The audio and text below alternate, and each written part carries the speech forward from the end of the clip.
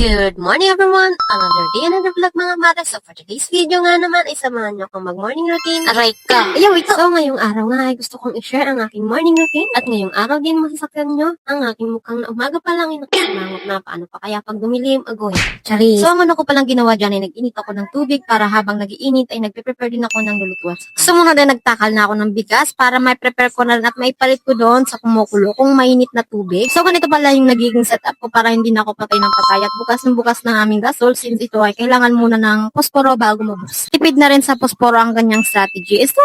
Wow! Madiscarding ina! At since ay nakapagsahin na nga tayo ay sunod ko namang ginawa ay nagtimpla na ako ng kape para maligam-gam para mainitan na ang ating chat. Sa mga oras na yan, si Abby ay gising na rin kasi pag wala na ako sa tabi niya automatic ay babangon na rin. So yun na nga ang mga nauna kong ginawa bago ako maghilamos. So dito baliktad ang ulo ko sa talampakan ko. Ang lalim ng talampakan ko mas malalim pa sa lungag. Hala! Flex ko muna ng aming ring light pa. Walang ibang mga katalo sa ring light ni ate.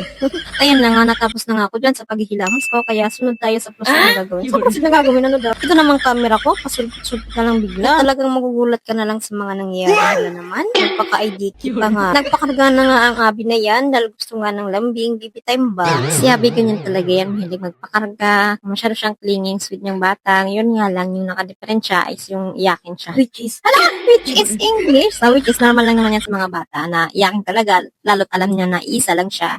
Walang ibang ng attention kundi sa kanya lang talaga. So, ayun na nga ang susunod kong gagawin. Nagigisahin ko ang kanin para almusal na lang din. Ganyan ang nagiging routine ko pag alam kong merong natitira sa sangag ko na lang para rin hindi masaya. Katapos nga ng gawain ko ay paalis din ang aking asawa dyan at pupunta siya ng trabaho. Siyempre, mas kumpleto ang pag-alis kong may kiss. Aray ko! Itawan. At nung nakalis na ang aking asawa ay bako normal na naman kami niya. Kaming dalawa na naman ang masasama hanggang sa maggabi. Sanay na rin ako kumain mag-isa, matulog mag-isa. Uy, anong mag-isa? May kasama pang anak ko eh. At ayun na nga, katapos ko rin kumain ay pinaligan ko na si Abby kasi habang umaga pa ay fresh na siya. Sa init ba ng panahon dito sa Tacloban ay kailangan talagang nakaligo umaga pa. Kung ang ibang lugar ay binabagyo kami naman dito ay sobrang init at koy. At ayun na nga, natapos na nga ako magpaligo kay Abby, nabihisan ko na rin yan at nasuklayan.